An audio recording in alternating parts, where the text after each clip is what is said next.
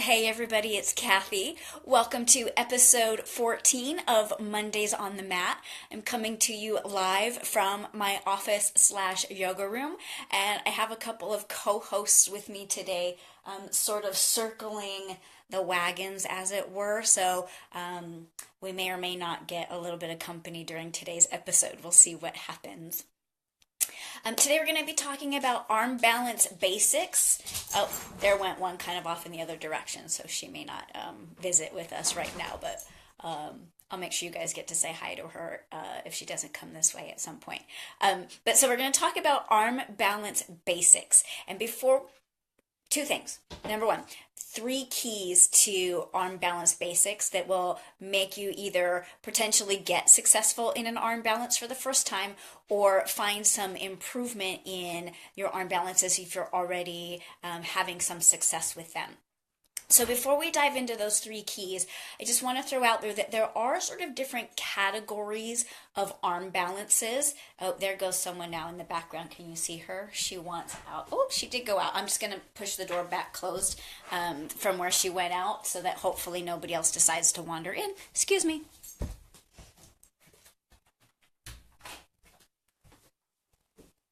Okay, so different categories of arm balances. First are what I think of as the inverted arm balances. So like handstand and forearm stand. And while those are arm balances, I still sort of prefer them in the category of inversions because they require some different properties than the other arm balances.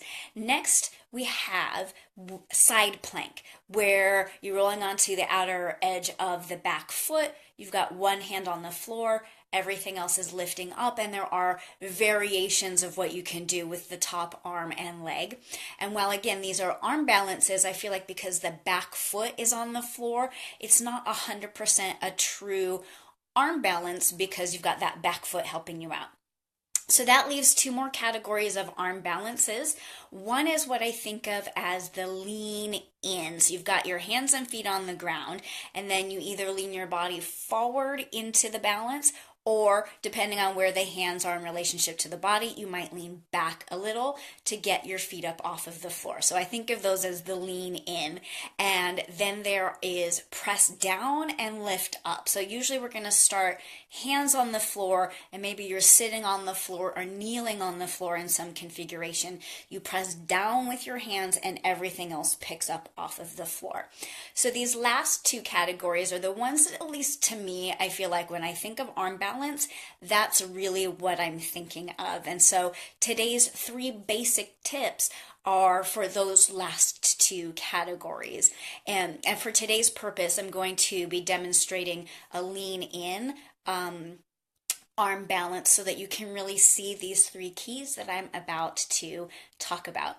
So the very first key towards making your arm balance more effective or perhaps successful for the first time is what I think of as press through. So I think that, especially if you think about crow pose, which I'll show you in a minute, that when we are leaning onto our hands, that there's just this balance point and everything is resting down. And when the pose is well aligned and resting down, you can balance, but it may not feel really great, or it may not feel stable. You may feel like you're going to fall to the floor. And so these 3 keys are engagement points that you add on top of the alignment that brings that greater feeling of success or ease, or like that flying feeling that you'll sometimes hear people talk about in arm balances. So with press through, what I'm referring to is that you want to feel like you're not just pressing your hands into the floor, but as though you could press your hands down through the floor. And I love to use the example of the Bruce Lee 1-inch punch.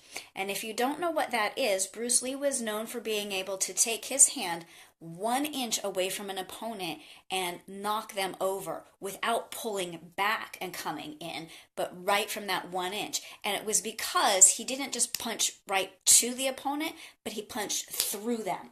And so this is how I want you to think of the floor. I want you to imagine that you're not pressing down into the floor, but pressing your hands through the floor. It's a stronger engagement. The next key is what I like to think of as hold on. So in these lean in and lift up arm balances, generally there's some leg configuration in relationship to the arm, whether it's one leg or both. And so what you want to do is take your legs and hold on to your arms. Squeeze in, and I'm going to show you something in just a second how you can do that. The last key is lift up. So again, I know it seems like, well, we're balancing on the arms and we should be resting on the arms.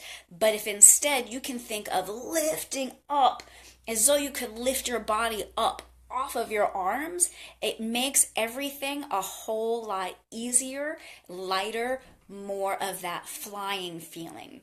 So I'm going to move the camera down and demonstrate a couple of these key pieces and then show you what it looks like when you're aligned but not engaged, and then what it looks like when you are engaged inside of the alignment. Okay, here we go. Let's take the camera for a ride down to the ground so you can see my mat. And I'll probably start this first one a little bit closer into the camera so you can see what I was referring to. So when you stack your shoulders over your wrists and make sure that your wrist creases are straight ahead towards the front edge of your mat. Again, what I was talking about is don't just press to the floor, which would kind of look like you're just hanging out and resting, but press through the floor. I think I will scoot over. So you'll see that when I press to the floor, everything is kind of stable. But when I press through the floor, things start to lift up. So into that pressing through the floor, I'm going to add in the component of lift up. And I'm right now wishing I had a tighter shirt on for you guys. So as I press through the floor, my shoulder blades are going to come apart. They're going to widen on my back. We want that to happen for this type of arm balance. So pressing through the floor, the shoulder blades come apart, and then you pull your belly in and up as though you could take your belly button up to your spine. And you press that down. So pressing down through the floor and lifting up through your belly, you want to feel like you could pick your knees up off of the floor. I don't want you to press your feet down to lift the knees, but imagine that you could lift that whole leg up off of the floor. And that would be the action of the arm balance, pressing through and lifting up. So we didn't add in yet the holding on with the legs. And so for crow pose, here's a really fun and easy way that you can feel holding on with the legs without needing to be in your arm balance. So if you bring your feet together, so you can see I went like that with my feet and knees apart. Reach your arms forward through your legs, and you can put the hands like they're going to be on the floor. Take your knee, not the top of the knee, the inside here. So you can see that I'm going to be pressing here with the inside of my knee, not my kneecap. I'm going to take my arms to the inside of the knee like that and squeeze in really hard. So this is aligned. You can see my knees sort of flopped out. This is engaged. So squeeze your knees against your arms, and then you can press your arms out against your knees and work really hard. You can see my muscles engaged when I did that. So that's what hold on is all about. It's not just be there and be relaxed. It's about squeezing and holding as you press through your hands. And if you want to add all three of those pieces together before you try the arm balance, sit yourself back onto your toes, lean back, and then press your hands further past your feet, squeeze your legs against your arms, and round your, oh, I'm falling out of camera. Let me scoot in. And then round your spine as though you were pulling your belly button into your spine. So let's take a look at crow pose, aligned but not engaged. And then we'll look at crow pose, aligned and engaged, and you'll see the difference. So first, as you're setting up your crow pose, hands are shoulder distance apart.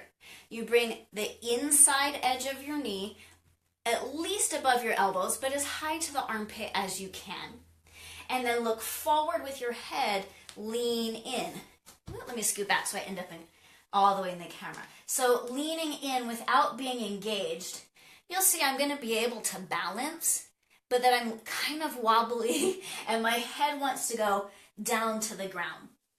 So there is a natural fulcrum where you'll balance without the engagement.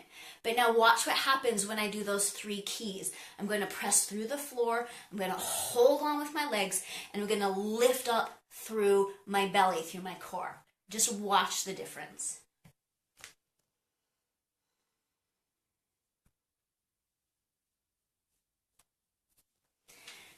Did you see how everything lifted up? Watch again one more time just so you can really see it. I'm going to go in with the alignment, not engaged, and then add the engagement on top so you can see the difference.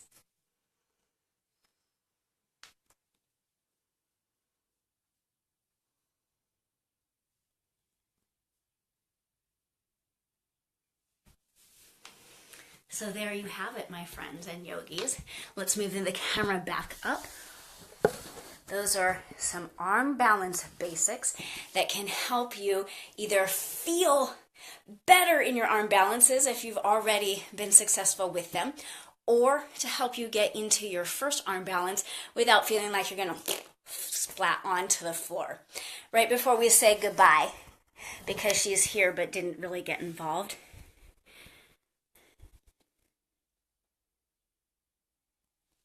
my co-host Agnes hanging out. Don't tell her daddy where she's hanging out today. Okay, so thanks for tuning in today, everybody. Classes are back in session here in Atascadero, Tuesday at 6:30, Wednesday at 5:30, Friday at 9:30, and Saturday at 9 o'clock, where we will be working on arm balances for the rest of the month of May.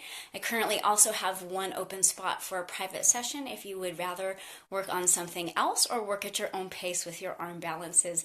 You can reach out and contact me for that last open private spot. If you have any yoga questions or comments that you'd like answered, please shoot them my way and I will happily answer you on an upcoming episode of Mondays on the Mat. Thanks for tuning in. Have a beautiful, beautiful rest of your day, everyone. Namaste.